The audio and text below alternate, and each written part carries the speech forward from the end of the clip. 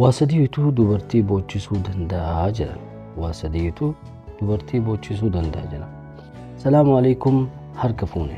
Tole, wantoonni sadan maal akka ta'e tartiibaan isiniif himuuf deemaa jira. Inni tokkoffaan jecha jabaa fi jecha cimaa, jecha hamilee nama cabsu dubartiidhaan yoo ka jettu taate, keessattuu dubartii sitti dhihaattuun, dubartii kiyya jettuun, obboleettiitii illee maa hin taane jecha nama cabsu yoo jetteen dubartiin boo'uu dandeettii jedhan.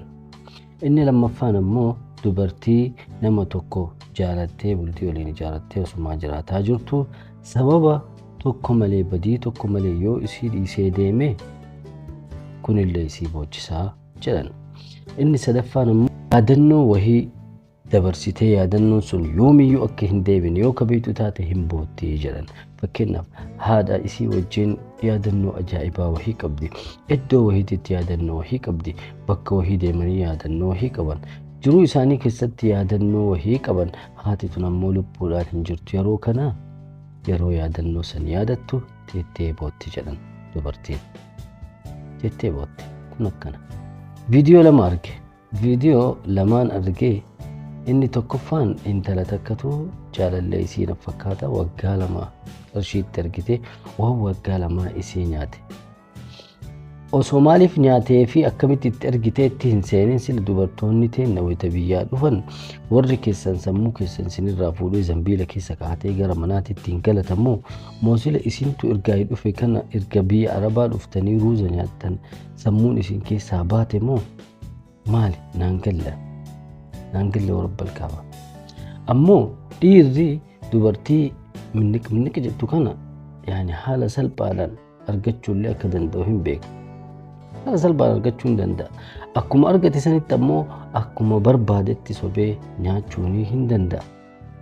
Maaliif yaani luqmaa salphaa wayii taatanii gurshaa salphaadhaan argamtu wayii maaliif taatanii wayita maraa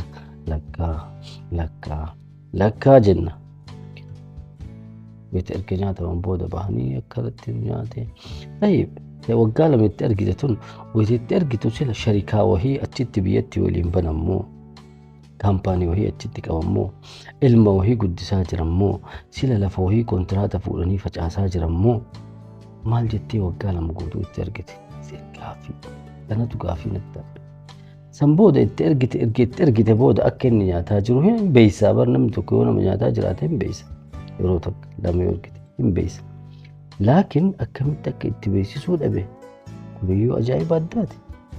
Namni waggaa lama guutuu nama hin beeyne nama bilbilaan barate hattan qaamaanuu agartee nama tokko waggaa lama guutuu akkamitti qallabdaati. Saangaa wayitiin sa'a wayitu horiidha inni keessa ka waggaa lama guutuu isa qallabdu san booda erga inni waan nyaatee tarii booda ganaa gaabbinu.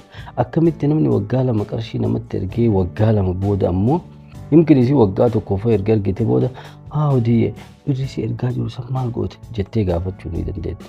Yaani hagana mara jaalalli bal'aadha wayita jedhan kun bal'aa miti. Ijjinuu hin jiru bakka sanis. Tun hin jaalanne warabbal kaaba kun jaalalallee hin jedhamu. Nama waggaa lama qarshiitti argite san booda na nyaata jettee baatee boottu. Jaalalaa miti kun falfala wayii itti godhuun oola. Falfala wayii itti godhu malee waan biraatii miti. Jaalala jechuun hin dandeenyu kun. Ammoo maaliif erga nyaataman booda bahanii gubata dubbatan yookaan namatti miidiyaa irratti bahanii maa of salphisan? Waggaa lama guutuu nyaatamu jechuun bar salphina guddaadha. Dubartii takkaaf, dubartii sammuu qabduuf, dubartii aqlii qabdu takkaaf waggaa lama guutuu nyaatamu jechuun waan xiqqatti ilaalamu miti. Kanaafuu obboleessa kiyya atiin birrii dubartii nyaattu kun wallaahi hin fidda jaalattee jibbite. Addunyaatti akka ati hin finne hin beeka. Laakiin akiratti sirriitti deebistee saantimiidhaan duyda si baachisanii si fichiisan guyyaa qiyaamaa. Kanaafuu obboleettii ta'e osoo nyaachuu baattee, osoo zolloomuu baattee sii galee jarri dubartoonni salphaadhaan argamuu danda'an. Yani salphatti dubartii takka jantee fiduu dandeetta.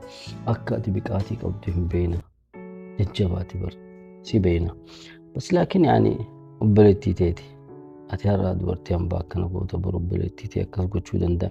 Yimkin rabbiin yani fuutee ilmoollee argattee ilmootee akkas gochuu danda'a.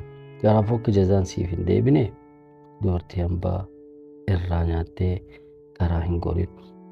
Yoo nyaatte fuudhiin erga nyaatte lakki fuudhuu hin barbaadu jette abboo ani si fuudhuu hin barbaadu yoo lillaahiif jettee sadaqaan itti bahuu barbaadde zakaan abbaasaa jiraatte ergi jedhii gaafadhuun.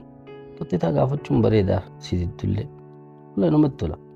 Banaatish ምናምን jedheen yoo si ergite erguu baatte ammoo khalaas isin maqaa jaalalaatiin hin nyaatin. Ati dubartiidhaan jedha. Ati biyya hojiidhaaf baatee miti maal baakee jaalatti biyya arabaa keessatti maaluma sii godhu jaalalummaan biyya arabaa kun.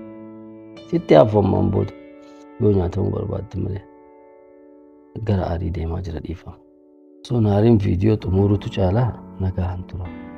Bilaasha wallollee nama addaan nu qabullee nagarra.